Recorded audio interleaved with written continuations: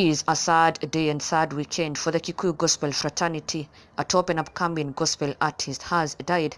Akuite mutino-ini mworu muno wa bara urahanikire on Thika Road. Na oho bururi onagwo nĩũtigĩtwo ũgĩcakaya ikuũ ingĩ 10 following another horrible accident that happened along Kakamega Kisumu Road kũrĩa rori ĩrathire gũthanĩte na matatũ ĩrakuĩte athii and 10 died on the spot na angĩ magĩtigwo makĩanyũkio thibitarĩ itiganĩte.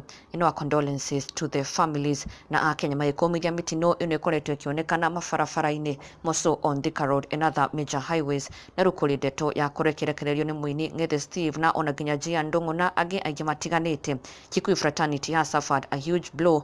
Mũini ũreyũkagĩrĩria na mũini ũrarĩ mũrata wakuĩ mũno wa aini matiganĩte nĩarĩkĩtie kũhurũka. He was among the victims of the very tragic accident that happened yesterday on Thika Road kũrĩa rori igĩrĩ irakorirwo ikĩgũthana kĩongo gwa kĩongo na gũcũngĩrĩria ikuũ na nguraro njũru to several people, and unfortunately among those who succumbed is an artist who goes by the name Patti Junior, mũini ũraina nyĩmbo cia kũgoca, a very young artist. Ndeto ĩno ĩgĩkĩrwo mũkonde nĩ fellow gospel artist Ng'ethe Steve ũrĩa ũtigĩtwo akĩhotwo nĩ maithori, revealing that this was a close friend to him. Ona nginya agĩtarĩria their last moments together last Sunday. Mũini ũyũ Patti Junior nĩarakoretwo ena igongona no ona wiki ndĩnathira he has sadly passed away, na onake Gia Ndung'u akĩmũcakaya agĩkiuga ma gĩkuũ gĩkĩ nĩ kĩamũtura mũno. A friend and a gospel colleague has left them. Na pole sana to the family, pole sana to the entire Kikuyu gospel industry. Ngai arohe Patti Junior kĩhurũko kĩega na ndũgakĩriganĩrwo subscribe for the latest and trending Kikuyu celebrity news.